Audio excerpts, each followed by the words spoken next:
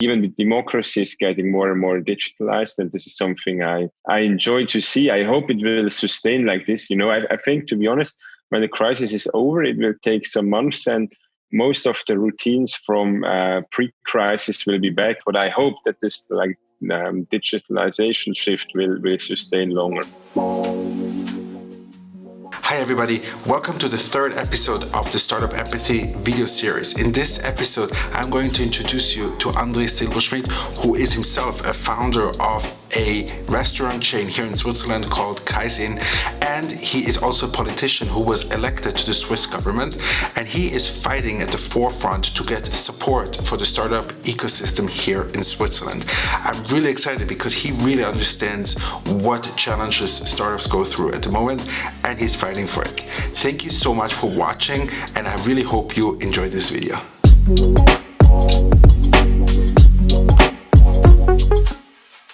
Andri, thank you so much for taking the time. I really appreciate it. I think we're in very interesting times in the history of our world where we are dealing with a certain crisis. But Andri, let's get started. Maybe tell us quickly, how are you doing? What are you doing all day long? Thank you very much for the invitation. So I'm good so far. I just stay in my home office for like 23 hours, and the other hour I go for a quick run outside, the fresh air. So what I do is I get many feedbacks from startup entrepreneurs, but also from like normal people from the street, like writing me emails. Being a member of parliament, you are kind of the voice of all these people. And the second, the other 50%, I'm working for my own startups. We have operating 6 restaurants. Actually, now they're all closed. So we need to make sure that the cash flow is still positive or not too negative. So this is quite challenging. As you just said, you're in a very interesting situation. On the one hand, you are an entrepreneur yourself, you have your own company, and then you're also a politician where you see what's being done on a high level. Maybe you can tell me a little bit what kind of impressions you have from the last couple of weeks with your kind of mixed reality of politician and entrepreneur.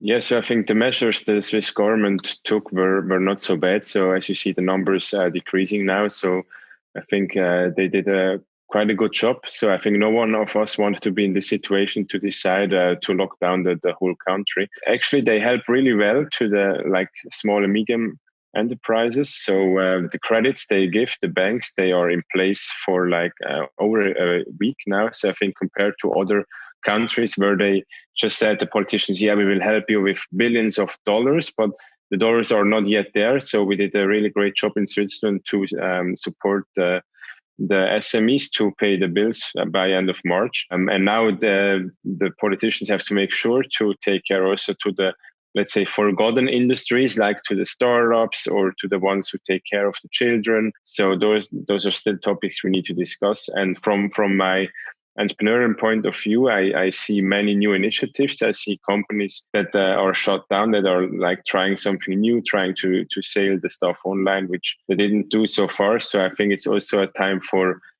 creative solutions. Now, specifically in your business, you are building a restaurant chain. What were your main struggles in the last couple of weeks? When we shut down, we had no idea how to apply for this short-term work support that is offered. So the main struggle was really we had a focus of high growth this year. So we were opening up 2 stores the last month, and we planned another 2 stores for the next month. So to change the mindset from high growth to shut down your whole business and just set up this delivery. I mean, we already set it up, but now we need to make sure to have enough people in the store to do the delivery, and to make sure that those who don't feel well, that they stay at home. So still operating some business during COVID-19 is also challenging. You're talking very much on an operational level. How does this make you feel? What kind of feelings does this trigger inside you when you all of a sudden had to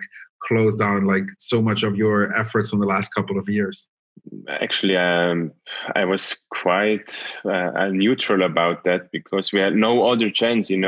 If you have to shut down because you did a big mistake, or I don't know, you did something really wrong, then it's probably you have negative feelings. But for me it was like we cannot do, and everyone is in the same boat. So we try to use this time now to set up new projects and to think positive about the future. Actually, we are really happy that we have a lean business model. We don't have many like rents to pay because the rents are mostly revenue based. So yeah, we will probably survive this crisis. So when you know this, it's a bit easier to think about it than some other businesses that really make sure now that they can still pay the bills. In many people's lives, and I believe in yours and in mine, it was less significant. But like, how has tech shaped your reality in the last couple of weeks? So as you mentioned, I think for our generation, it's not something new, but I was really happy to see that also the older generation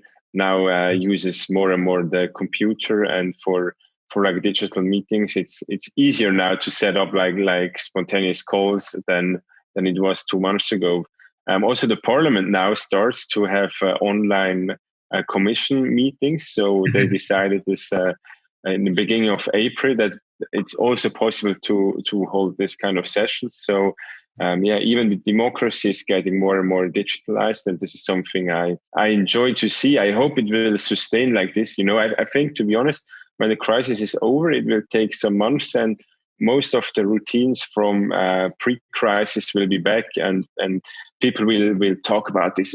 This time we had these 2 months in quarantine, but I think the people will also go back a bit to the normal life. But I hope that this digitalization shift will sustain longer. What's interesting, what you're saying about like this whole digitalization is really about like opening up a lot of opportunities. Just when you look at politics, I mean, like if everything shifts to digital and online, it's very well be that someone might move to Thailand and is still a member of the parliament here. What kind of like opportunities do you see now when everything is digital in comparison to, let's say, 4 weeks ago? So yeah, I hope we will still meet in person for the like really big discussions. So I think if you have like major decisions to take, it's always better to meet in person than just like through a video call. But I hope actually that we will be a kind of we can reach more people as well. So I, for example, started with some Instagram live, like every very cool. 3 days. I invite a person to talk about their struggles. So it's much easier now as a politician to reach out to the people than just like going to the street and spreading flyers. So I think it's going to be much easier to communicate, to get all the desires from the people. Like so many are writing me on LinkedIn and email at the moment what they need and what they think is the right offer or not. So this is good. It's like I would say it's easier to connect, and in politics, in a direct democracy as we have in Switzerland, it's so important to have a close connection to all people. You have a very holistic overview right now of like the needs of startups. You're kind of like our voice in the parliament and the government, making sure that like on a political level, the startups get what they really need. What do you see now when you like maybe take a little bit of a more holistic approach and trying to see what the startup ecosystem here in Switzerland, what do they need? What are they looking for? What do they reach out about? So yeah, the startup ecosystem was in a really good shape in Switzerland. We had over 2 billion VC funding last year, and it was expected to be like 2.5 or 3 billion this year. So the main issue we have at the moment is that the whole deal flow that was really active in the past, also because I would say the equity market was doing well, and like we had a really good economy before the crisis. So this whole deal flow is now more or less at zero. So we need to make sure as politicians is that this 2 or 3 months of hard recession, the deal flow will not be or stay at zero, because I think the whole ecosystem depends on this different founding series. And if there is like a lack for some months of founding from pre-seed to series, series C, series D, we will have big problems. So this is actually the main issue at the moment, that the measures that the government took to support the SMEs are all revenue based. So all the pre-revenue deep tech startups, they cannot apply for those measures. So probably in the next days, there will be an announcement by the government to also support those companies, but perhaps only with like hundreds of thousands of francs and not millions. So we work on a phase 2 and phase 3 supporting program to make sure that also the bigger tickets that were planned this year by the startups, that they will still happen, perhaps with kind of a matchmaking fund where I don't know, the government pays the same or invests the same amount than the private sector does. Yes. So we need to make sure that the incentives are aligned and that there is no scam about those like the programs, the support programs.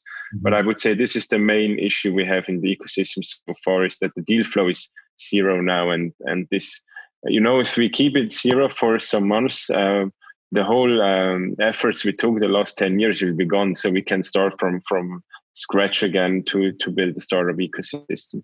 Yes. Like now, one thing I want you to challenge on this is like when you look, the government, they have a certain possibilities in terms of liquidity and cash. When you see, let's say, people who are part of the ecosystem, like, initiatives that are trying to support the startups, what do you see beyond cash? How can people now support the ecosystem here in Switzerland, or specifically startups? Beyond cash? Yes. I would say it's important that they are all informed what they can do at the moment. For example, they don't have to pay the taxes. There are some measures that are in place that are not directly cash based, but like they help to keep the cash flow positive or neutral. So what we saw, we did some surveys with startups to ask them, what can we do for you in politics? And some startups just replied, we lost like 90% of the revenue. We are fucked up. We have no idea what to do. So for those kind of founders, it's important that they know what measures are taken so far. So I think what we can do is just like inform, and that's what you do as well. Just inform the people what rights they have at the moment, and perhaps try to elaborate together what also kind of business development they could do to change their product to get new streams of revenue.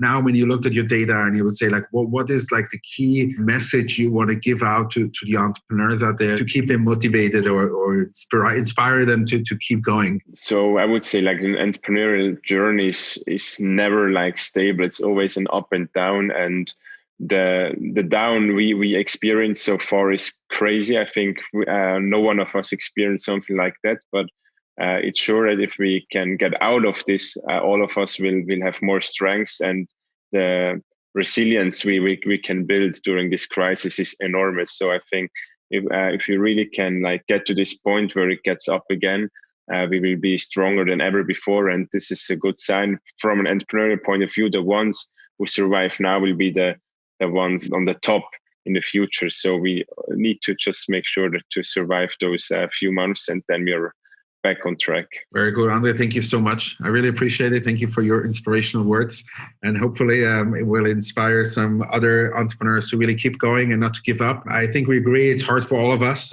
We all lost some revenue. We all had to adjust and figure out new ways. But I think if I understand correctly, we are both opportunistic and optimistic that like some doors closed down, but others opened up, and we'll get through this somehow. That's it.